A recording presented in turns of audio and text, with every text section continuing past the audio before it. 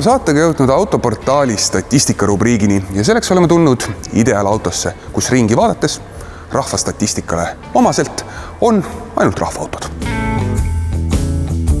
Turg paraneb, aga endiselt kriisijärgses augus.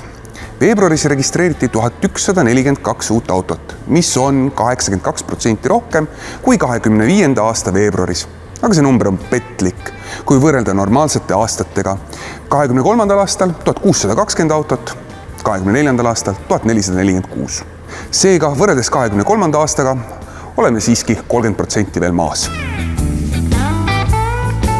Kui nüüd sellesse statistikasse sisse vaadata, siis numbrid on ainult muutunud, sellepärast et esitopis on ikka BMW, Škoda, Toyota ja muidugi Volkswagen. Uuemate ehk kuni 10-aastaste autode segmendis leiame esikohal sellel kuul Škoda.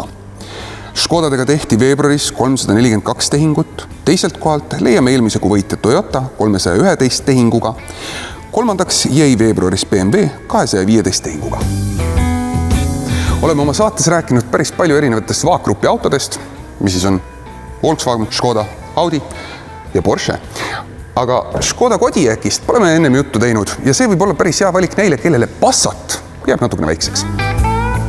Škoda linnapildi tihedust on üsna lihtne mõista, arvestades seda, et olen ligi 2-meetrine, esiistja on minu järgi paika pandud ja istudes siia tahaistmele. Ütleme nii, et siin on ruumi rohkem kui Lux Expressis.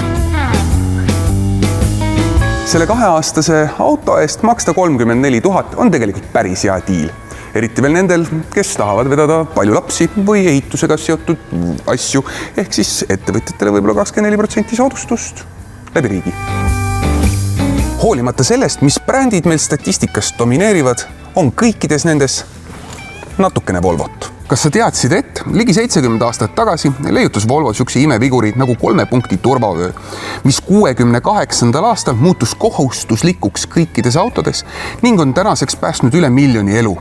Volvo, suunitletud just turvalisusele, otsustas, et see patent on sedavõrd oluline, et andis selle kasutada kõikidele autotootjatele täiesti tasuta. Kui me juba Volvodest räägime, siis see on täiselektriline Polestar. Näeb välja nagu Volvo, kuid märk ütleb hoopis midagi muud.